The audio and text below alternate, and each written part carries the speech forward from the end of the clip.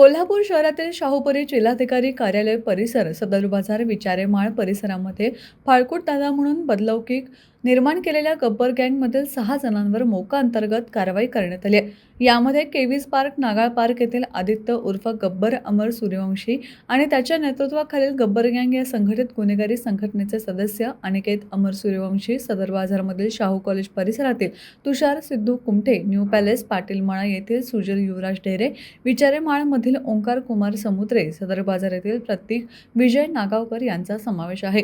याबाबत श्रीनाथ गंगाराम कुचकौरवी यांनी फिर्याद दिली होती. फिर्यादी श्रीनाथ कुचकौरवी हे त्यांच्या मित्रासमवेत नागाळ पार्क येथील महाविद्यालयाच्या जवळ हॉटेलसमोर थांबले असता गब्बर गँगचे सदस्यांनी शिवीगाळ केली. त्यानंतर आरोपींनी गब्बर गँगचा प्रमुख आदित्य उर्फ गब्बर सूर्यवंशी यांना फिर्यादी कुचकौरवी यांना तुला जिवंत ठेवत नाही असं म्हणून तलवारीनं ठार मारण्याच्या उद्देशानं वार करून जखमी केले होते. याबाबतचा गुन्हा दाखल झाल्यानंतर पोलीस अधीक्षक योगेश कुमार गुप्ता यांनी संघटित गुन्हेगारीच्या समूळ उच्चाटनासाठी मोक्का कारवाईचा प्रस्ताव सादर करण्याचे निर्देश दिले.